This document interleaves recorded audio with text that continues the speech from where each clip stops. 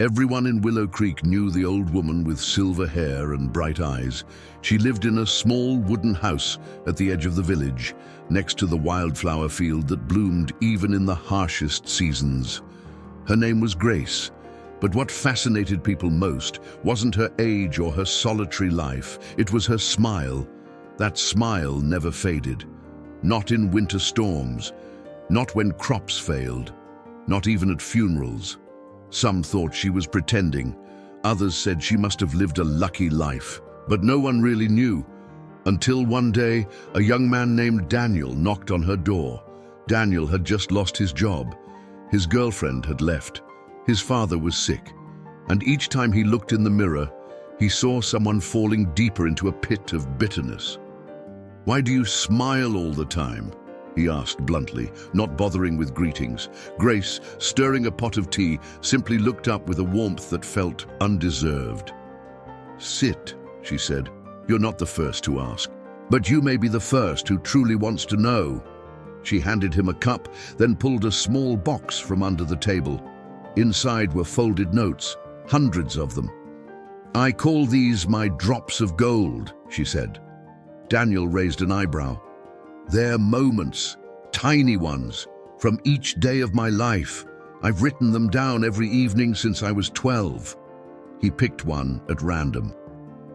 "Today I heard my father laugh after weeks of silence." Another. "The bread burned, but the smell reminded me of Grandma's kitchen." Yet another. "I cried today, but my neighbor noticed and left soup by the door." Daniel looked at her. "These aren't all happy moments." Grace smiled again, wiser this time. "No, but they hold happiness. Even in grief there is a glimmer if you dare to see it." She told him her story. At 17, Grace lost her mother in a fire. Her father drowned in sorrow and never recovered. She married at 20, but her husband died in a construction accident just 3 years later, leaving her with a newborn daughter. That daughter, bright as spring, grew into a restless spirit who left home at 16 and never came back. Daniel sat in silence, stunned. "You lived through all of that. And you smile?" Grace leaned in, eyes sharp and gentle. "Happiness isn't about avoiding pain, Daniel. It's about choosing where to place your eyes. Tragedy will come, like nightfall. But nightfall brings stars." "But how?" Daniel whispered. "When everything's falling apart, how do you see stars?" She reached for a crumpled note. "Today I had nothing, but I still had breath. I still had sky, and I still had hope." Grace stood slowly and opened the window. "Look outside. What do you see?" Daniel hesitated. A broken fence, a dying tree, and a cloudy sky. She chuckled. "And I see a fence that kept me safe for 50 years, a tree that fed birds for decades, and a sky that still holds promise of rain. You don't need a perfect life to be happy, Daniel. You need a grateful heart and a trained mind." He frowned. "Trained?" She nodded. "Just like muscles, the mind must be exercised. Every morning I ask, what can I still love today? What can I still give?"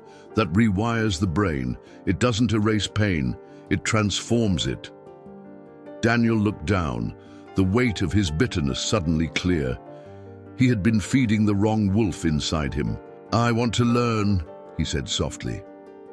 Grace smiled, and for the first time, so did he. That evening, Daniel walked back to his apartment. It was still messy. His problems were still there, but he noticed something. A child laughing in the distance, the smell of coffee from a small cafe, the way the sun slipped behind the buildings like a whisper of hope. He sat down and wrote his first note. "Today, I met a woman who lost everything, but taught me how to smile anyway." Moral of the story: happiness is not the absence of hardship, but the presence of a trained perspective. Pain is inevitable. Suffering is a choice. If you want to be happy in every situation, learn from those who've suffered deeply but still find a reason to smile. Look for the drops of gold even in the darkest places. That's where transformation begins.